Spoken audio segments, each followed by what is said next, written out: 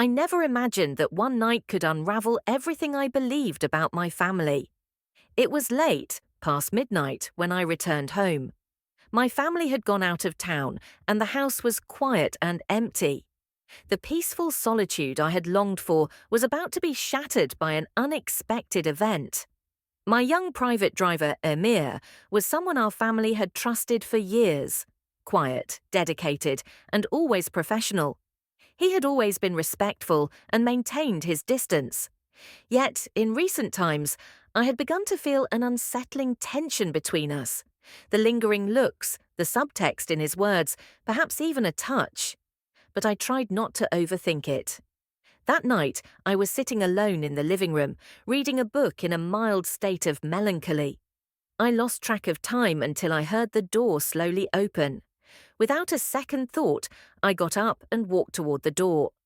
When I opened it, I saw an unusual determination on Emir's face. "Good evening, madam," he began, but his tone was far removed from the gentle manner I had grown accustomed to. His eyes, usually so professional, now seemed to search for something closer, something more intimate. A shiver ran down my spine, and as he stepped inside, the atmosphere in the room shifted immediately. Emir silently entered, his steps directing him down the dark hallway of the house. Still frozen in the doorway, I suddenly saw him move toward me. In the moment that my eyes registered the mix of fear and shock, it happened. Emir leaned in toward my face, attempting to press his lips against mine. "No!" I shouted, summoning all my courage as I pushed him away. In response to my sudden movement, Emir took a step back, his eyes now a tumult of surprise and anger. "What?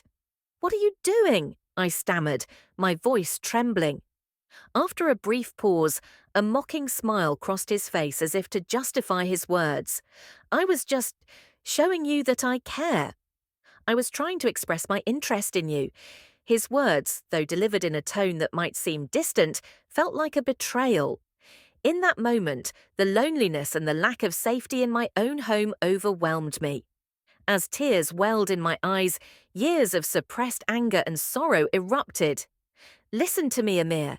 This is absolutely unacceptable. You have no right to disrespect my privacy or my boundaries," I shouted. A harsh argument ensued.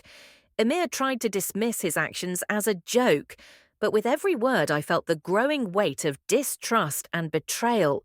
In the end, trembling hands led me to open the door and flee from that room. I barely slept that night. Fear, anger, and helplessness consumed me.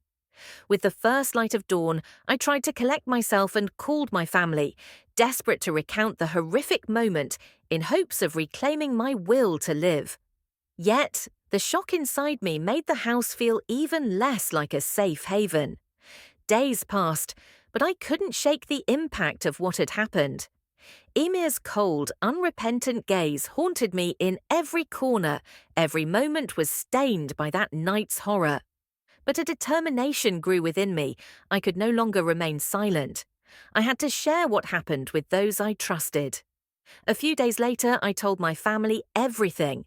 At first, they hesitated to believe me. They remembered Emir as always respectful and distant. However, I laid bare the reality of that night and the deep wounds it had inflicted on me. Their reactions were mixed.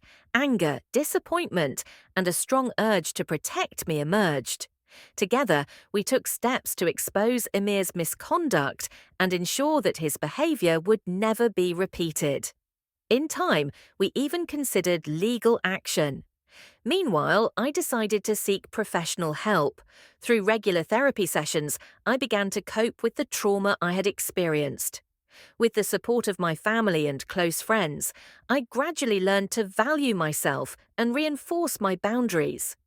Though the scars of that painful night still throbbed occasionally, I realized the importance of standing up for myself and protecting my rights.